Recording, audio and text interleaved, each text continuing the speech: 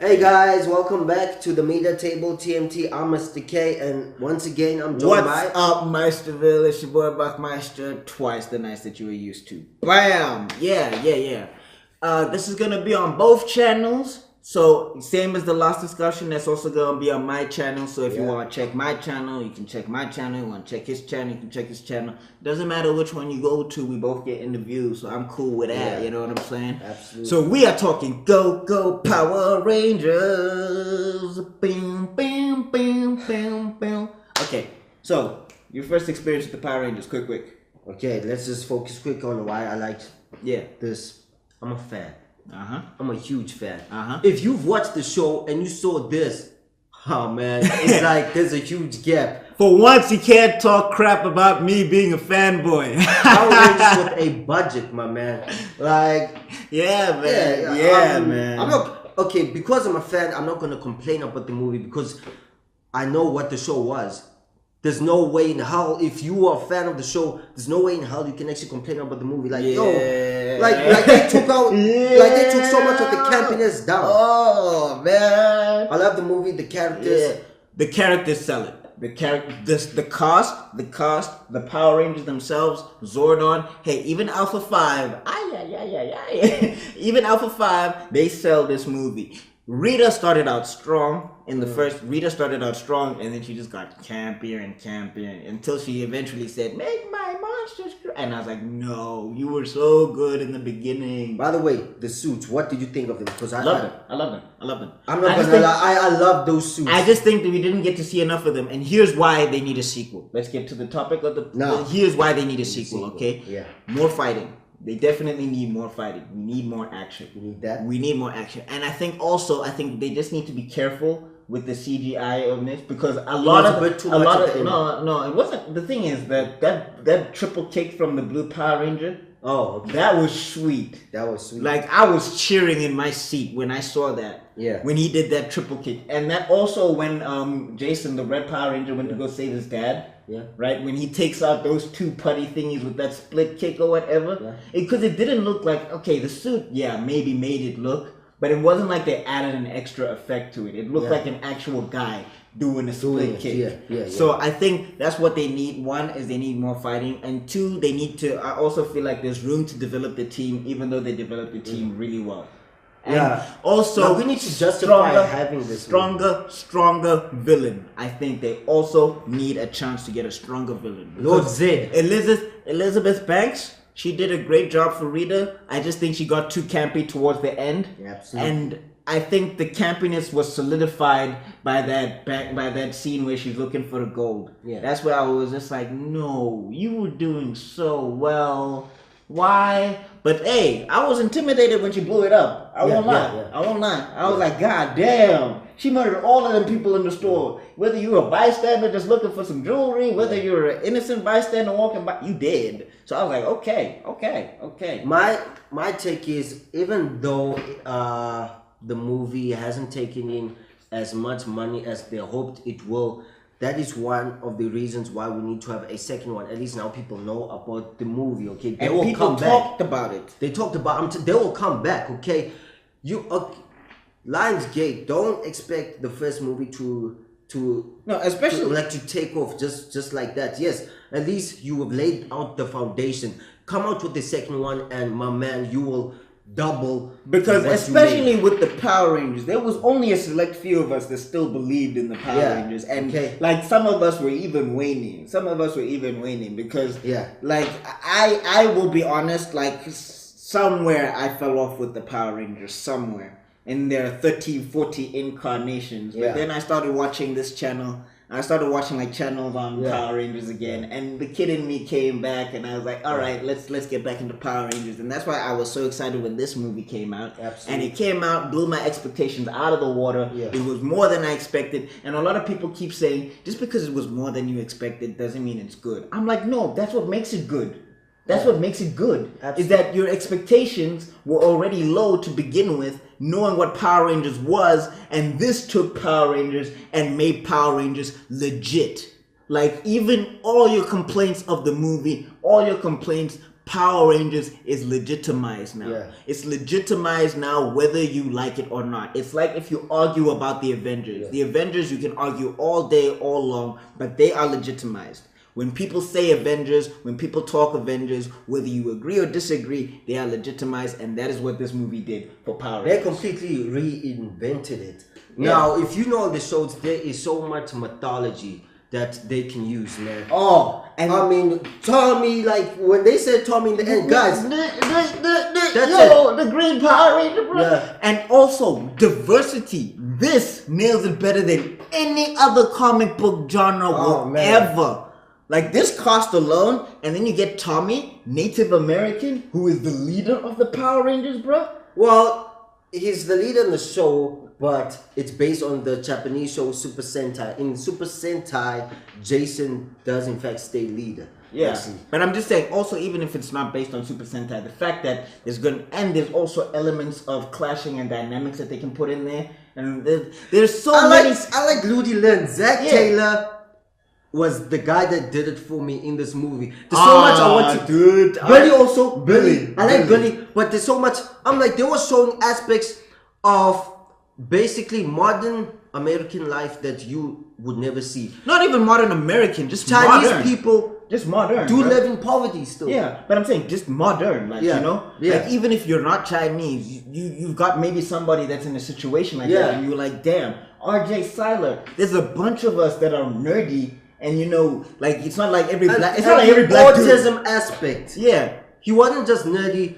I liked that his personality was best explained because this guy has to deal with autism, okay? But I mean, not even that. Take it to the other characters. Yeah. Take it to Trini, right? Yeah. Trini, who was having an identity crisis, right? Yeah. There's so many people who go through an identity crisis. Who was the Pink Power Ranger again? I can't.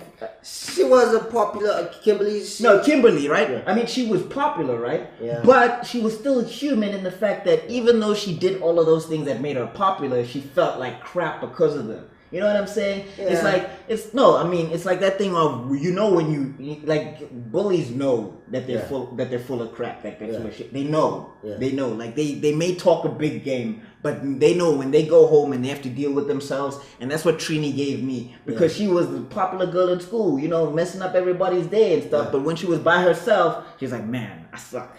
Yeah, like, man. Yo, I suck. And then the Red Power Ranger, who was the leader, dude was hard-headed as hell. Dude was like, he came off kind of flat to me. Okay, but I'm saying, I don't think it's the actor's fault. I felt like he needed some more dialogue. Yeah, you know? I think maybe more dialogue. But I'm just saying, you did get from the fact that he's inexperienced, like really inexperienced. Yeah. He's used to being the leader, because even when they open with the movie, he's that one leading the prank. You know what I'm saying? When his dad is talking to him, he's the one usually leading that conversation and all of that stuff. And a lot of people know him in the city, but now he's got that added pressure of, like, I'm known, people depend on me. So that's why he's messing up. So I mean, they gave every character something that was really human and really relatable.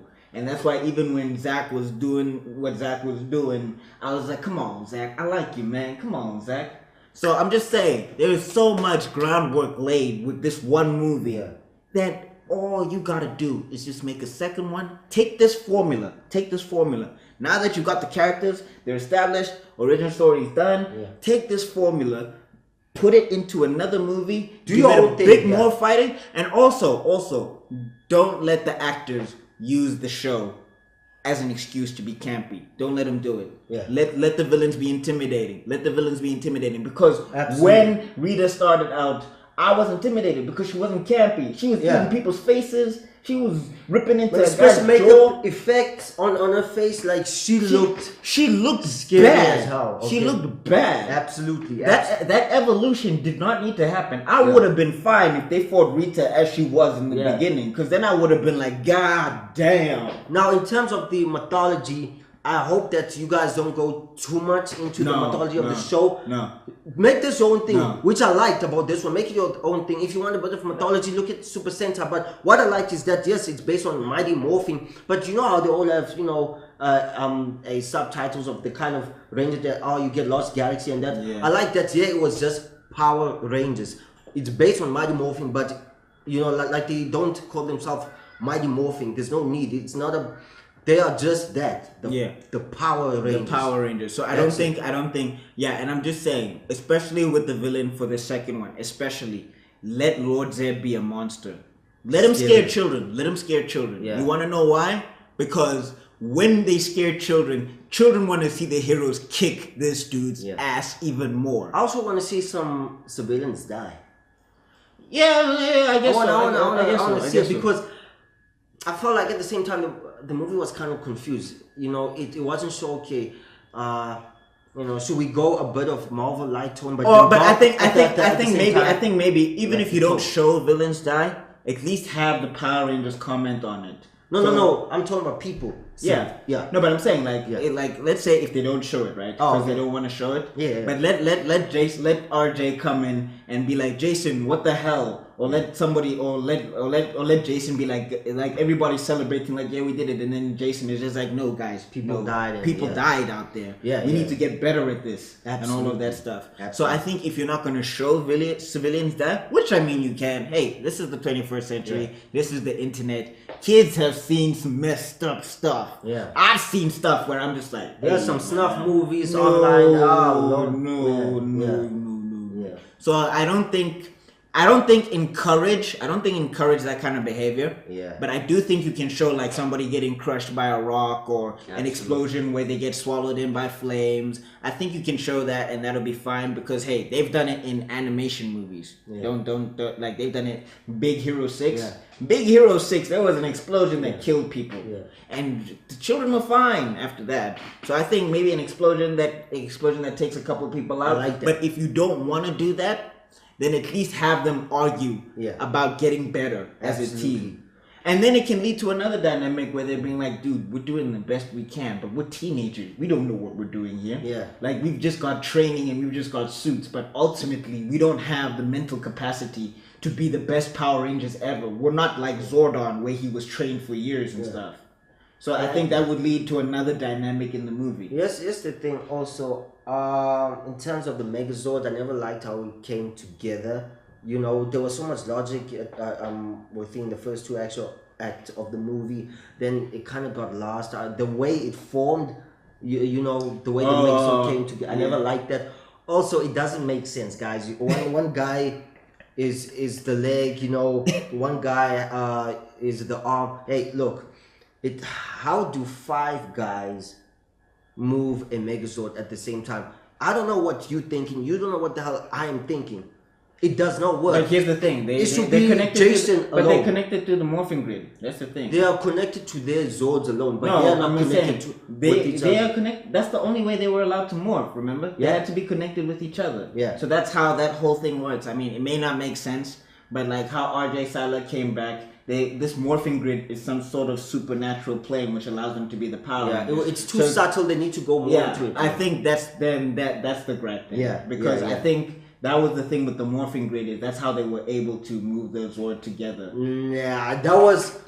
That was in terms of the suits, how they needed to morph. But the Megazord, no, but I'm saying the Megazord's not its own entity. Because when it comes together, it's supposed to be, if you remember from the show, it's supposed to be the culmination of all the Power Rangers' power put into this huge machine to fight off the bigger threat.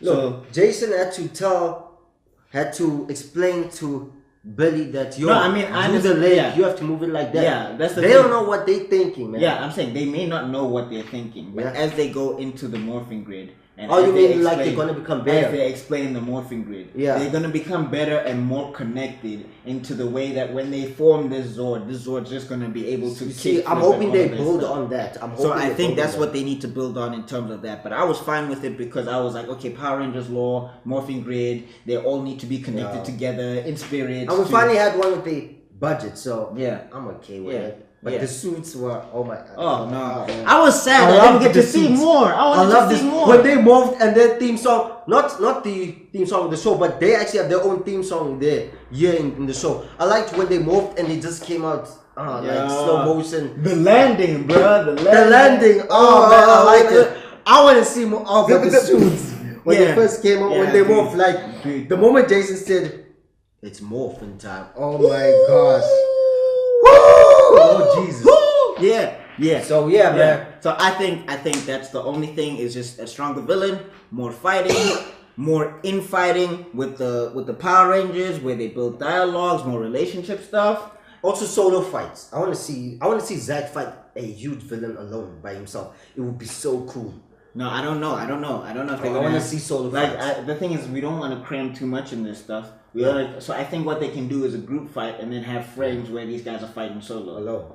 I think that's what they need to do, because the Power Rangers so used to do that. Yeah. If there's one thing that they got down, is they got down group fighting. Because when the Power Rangers were fighting, they would have them all in one shot fighting together. Then they would have a shot where these guys are fighting on their own. Because it'd be so epic. Imagine like Zack's walking home and he gets attacked, and then because it would build on to just how epic each of these guys are. If they can handle themselves alone. I think the only way that could work in a scenario, right, is like, let's say Zed is finding out about these Power Rangers, right? And they like break from the team meeting. Yeah. And then RJ's going home, Zack's going home, Jason's going home, Trini's going home, Kimberly's going home. They're all separating, and then Zed strikes, and then that's when they decide, all right, fine, it's go time. Absolutely. And then they start fighting on their own. And then I think we see how epic they are. Because then I think you can cut it into like 5-minute sections for each of them, and then you can show enough of skill and enough of development as a character, and then maybe even have them still like have them win the fight. But now have them win the fight with like exhaustion or whatever is what I think. Because then they could be like, yeah, man, I'm bad. I'm bad on my own, but I need the team sometimes. You know what I'm saying? Yeah. Before we end it off, one more thing. Also, if you guys do make a second one, make it a bit longer. I want it like 2 hours and a half, man. 2.5 hours. Because I wanted more out of that movie. That movie was 1 hour. That was my only gripe with Power Rangers. I wanted more. Yeah. I wanted so much more. Like, I was like, snap. Yeah, man. Because I left that just thinking that was the only complaint that I had. Yeah. Like, I mean, Rita was an obvious complaint, obviously. But I even let her go because the old movie as a whole, I enjoyed it. Because I was just like, come on, man, just give me more. Yeah. So, yeah. And for the first time in our discussion videos, this guy cannot say that I'm a fanboy and I'm fanboying out and wanting fanboy details. Yeah. I like that. All right, guys. All right, cool. So, this is about Mr.K signing off. This is TMT. I'm Mr.K. Post your comments down below. Please sub to my channel. Let us know. Yes. My sub to me too. This is the Media Table signing out.